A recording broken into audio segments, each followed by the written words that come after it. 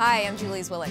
I'm here at La Costa. It's a beautiful, sprawling resort with a golf course, a spa, lots of shopping, and it's also home to the Chopra Center, a place famous for blending the healing arts of the East and modern Western medicine. I'm kind of new to all this stuff, but I'm really excited.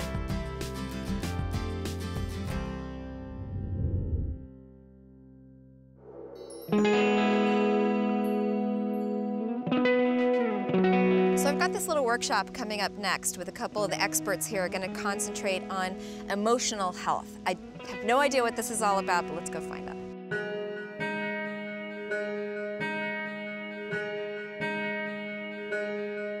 Hi. Hi, my name's Tim Brisky. Hey, Welcome Tim. to the Chopra Center. Nice to meet you. Hi, Julie. I'm Trista Thorpe. Welcome. Hi, Trista. So I understand this is the emotional part of my journey. It is indeed. So what does that entail? You know, emotional healing is something that many people don't really think about in life. You can do as much meditation and you can eat well and you can exercise, but until you come to a place in your life where you're willing to look at your emotional triggers throughout your life from childhood to now and learn how to integrate those experiences, that you're not really going to find a real sense of wholeness. So what Tim and I do is teach the 5-step process of emotional integration and healing so that we can take you back to where you identify some emotional pain in your life, and we walk you through a very specific process to release that. The first step is preparation. So this is where we really prepare you and frame what the experience will look like. The second step is identification of where you are at emotionally in your life, what you would really like to work on. The third step is mobilization. So that's where we really begin to stir up the emotion that's within you. This is where it starts to get a little bit uncomfortable. The fourth step is release. So we take you through a really beautiful 2-part release process.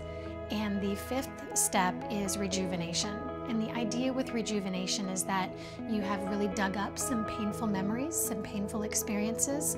You've mobilized that, you've released it, and now you want to fill that space with something beautiful. Wow, that sounds really intense. Yeah? It's intense.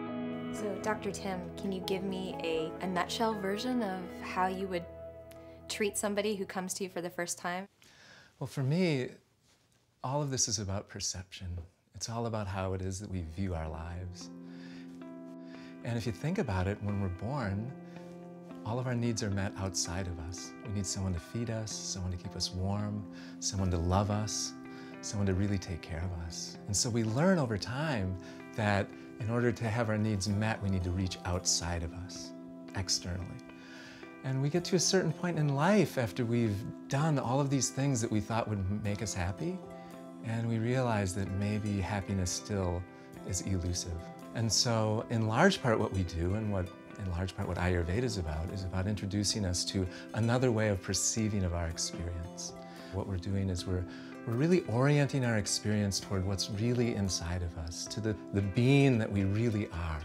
That's not attached to any of the stories or the experiences that we've accumulated during our lives. Right. Julie, would you like to do an exercise that has to do with perception? Sure. Great. Why don't you and Trista stand up? And I want you to stand close enough to one another that you could hold hands, but I don't want you to right now. And what I want you to do is just look into each other's eyes. And what I want you to bring into your awareness is any emotion that you might be experiencing at this moment.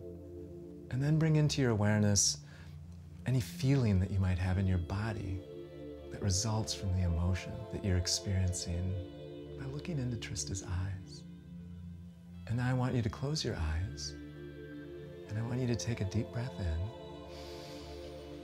and let that go. And now bring your attention and your awareness to your heart.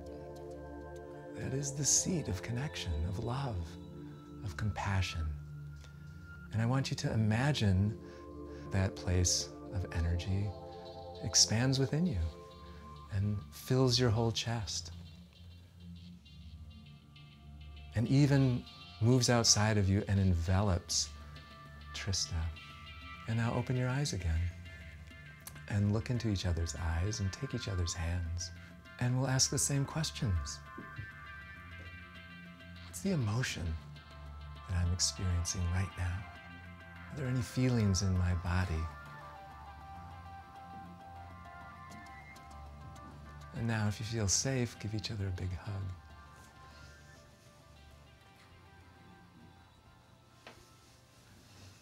So, what sort of emotions did you have in the first part of the exercise when you first came into it?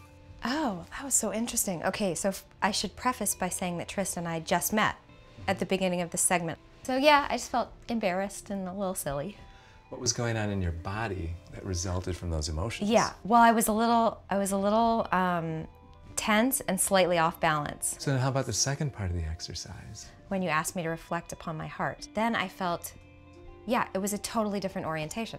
If I went out of my silly, embarrassed, oh my God, what's he gonna, and right into, it wasn't really about me anymore. It was about encompassing compassion. And that wasn't embarrassing at all. And your body felt comfortable? My body was much more relaxed. When you asked us to open our eyes, I had no embarrassment, or I was actually glad to see Trista.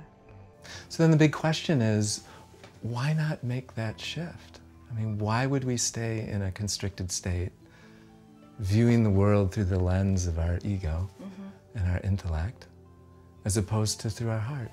I mean, why? I think about this every day, and I have yet to come up with a really good reason not to do that. Tim, thank you. Trista, thank you. It's been a real experience. So Dr. Tim and Trista brought me through this little mini emotional literacy workshop, had me concentrate a little bit more on my heart and a little less on my head, and now I've got some real things to think about, or not think about, to feel about. Did they tell you I'm 250 years old? No, they didn't tell me. In Vedic astrology, we're looking at a reflection of the karmic patterns at the time of a person's birth. So you're holding my chart. I'm a little nervous, I have to admit.